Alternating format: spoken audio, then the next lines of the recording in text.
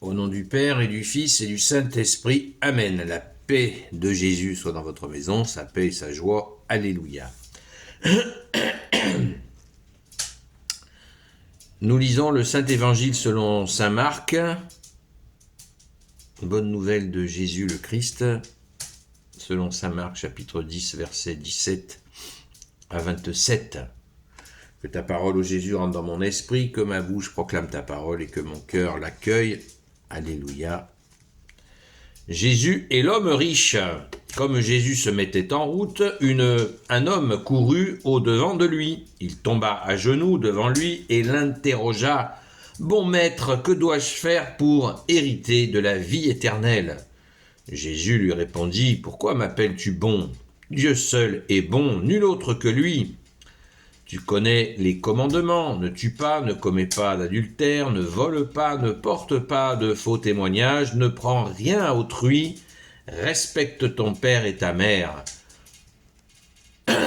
L'autre déclara, « Maître, tout cela je l'ai observé depuis ma jeunesse. » Alors Jésus le fixa du regard et l'aima, et lui dit, « Une seule chose te manque, va, vends ce que tu as et donne-le aux pauvres.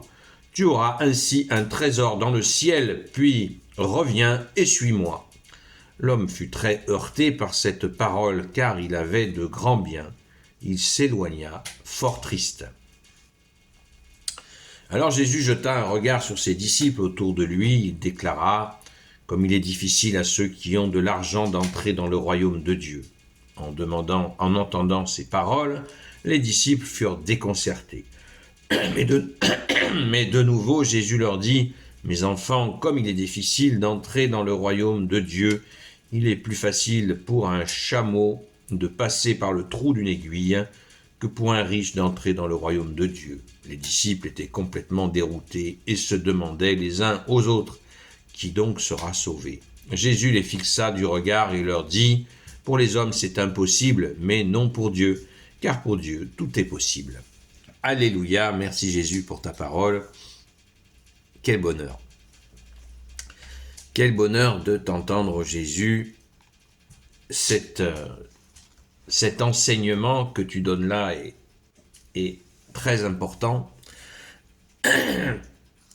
Alors, ce riche, il tomba à genoux devant lui. Donc, il a compris que Jésus a une autorité particulière. Donc, il l'appelle maître, bon maître, bon maître. Alors, est-ce que, moi je fais une hypothèse, vous savez, quand on cherche à comprendre l'évangile, on fait des hypothèses, on peut être dans le vrai, on peut être à côté. Mon hypothèse, c'est que il nous dit qu'il est jeune et il va dire bon maître il connaît le système des riches, pas tout le temps, je ne veux pas faire de caricature des gens riches, hein. C'est comme les gens pauvres, on ne peut pas faire de caricature. Mais dans le système chez les riches, il y a un système de se caresser dans le sens du poil, comme on dit. Bien sûr, il y a plein de gens riches qui s'en rendent compte et qui ont des principes et qui n'acceptent pas ça. Mais c'est une pratique courante, et notamment des gens pauvres vers les riches. C'est d'ailleurs le motif pour lequel Jésus dit « n'appelez personne père ».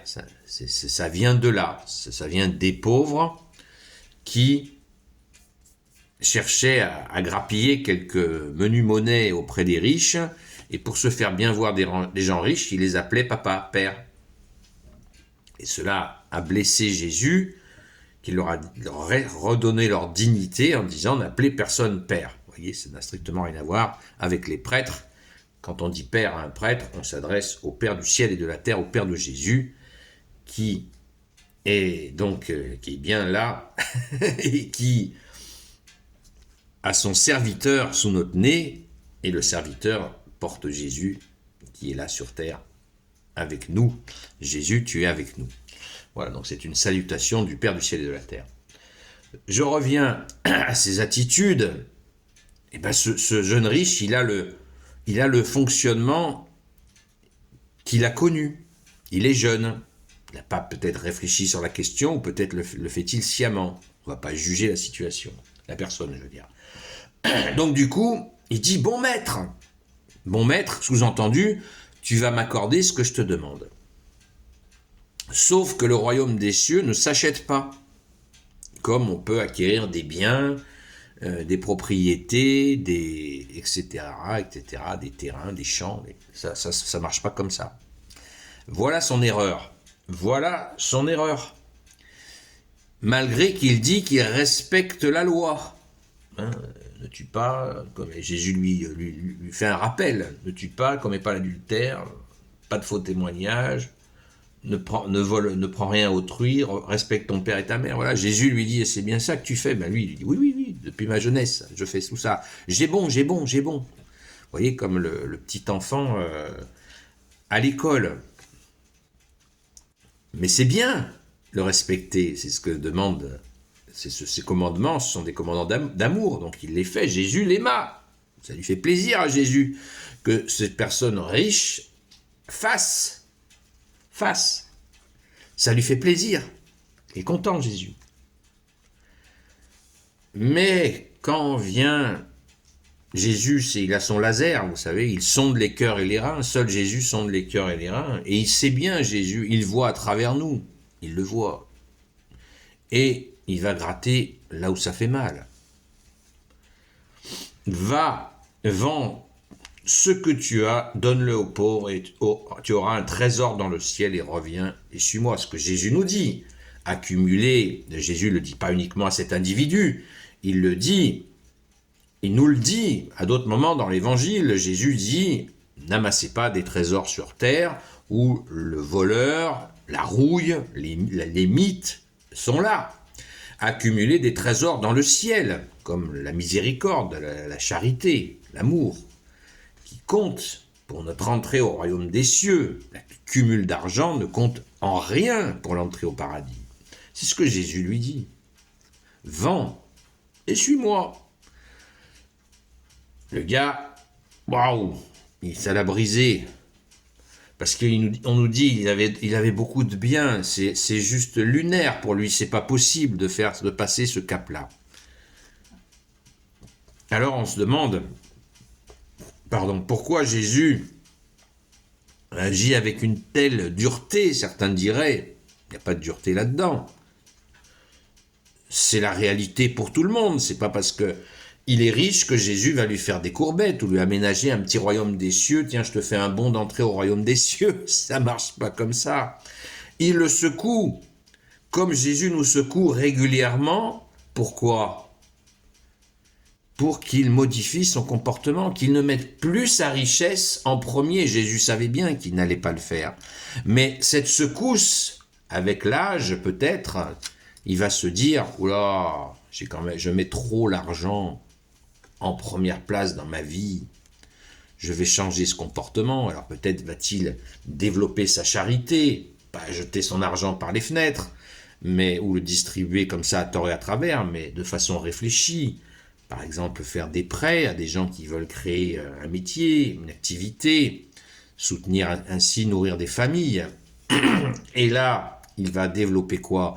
Des trésors dans le ciel, parce qu'il va permettre à des gens de mettre en pratique leur talent. Il va plaire à Dieu bien plus que l'accomplissement des commandements, des 10 commandements. Bien au-delà, c'est l'accomplissement, c'est la loi, les 2 commandements d'amour qu'a donné Jésus. Tu aimeras ton Seigneur, ton Dieu, de tout ton cœur, de toute ton intelligence, de toutes tes forces, de toute ta volonté, et tu aimeras ton prochain comme toi-même. Donc le commandement d'amour de son prochain, là, ça coince, et Jésus essaie de le débloquer. Voilà, on peut former cette hypothèse-là. Personnellement, je la formule, parce que je ne crois pas une seconde que Jésus soit négatif. En disant, ah, je l'ai bien eu le riche là. Non, ça c'est n'importe quoi. Jésus n'a pas fait exprès de l'attrister. Au contraire, il le délivre. Regarde, tu as mis ta richesse comme une idole, comme le centre de ta vie. Eh bien, Jésus lui a ouvert d'autres perspectives. La perspective du royaume des cieux avec un recul. Jésus lui a offert un recul sur son argent. Merci Jésus, alléluia. Prenons-en de la graine. C'est très très important. Le message, à mon avis, il est là. Mais je suis prêt à entendre d'autres, quelqu'un qui me dise non, tu as tort, hein, j'écoute. J'écoute. Avec plaisir. Mais je suis sûr de mon fait. Ensuite, enfin de cette proposition que je vous fais.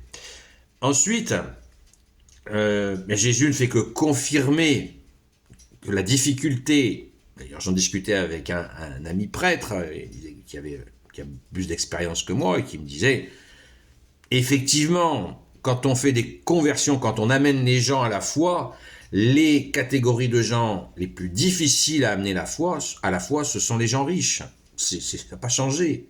On est en 2025, là on lit ça il y a 2000 ans, ça n'a pas changé. Les gens très riches, ils vous écoutent même pas d'une oreille.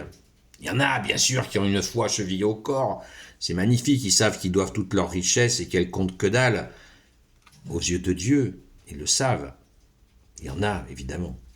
Respect. Mais il y en a, même pas d'une demi-oreille, ils vous écoutent quand vous leur parlez de Jésus. Ils ont tout. Avec leur argent, ils ont tout. C'est pas moi qui le dis, c'est Jésus qui le dit. Il dit, vous les riches, vous avez déjà votre consolation. Et oui. Donc c'est comme un handicap pour eux. Un handicap qui leur rend bien la vie facile. On en est bien conscient, mais qui leur attire aussi des convoitises et des choses difficiles. Hein. Ne rêvons pas. Ça peut être un poids.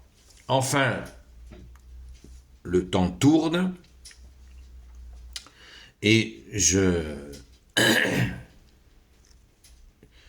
que dire de plus? Donc là, il y a la parabole du chameau. Il est plus facile à un chameau d'entrer dans le trou d'une aiguille qu'un riche d'entrer au royaume des cieux. Donc c'est une confirmation, c'est cette image que donne toujours Jésus qui confirme ce que je viens de vous expliquer.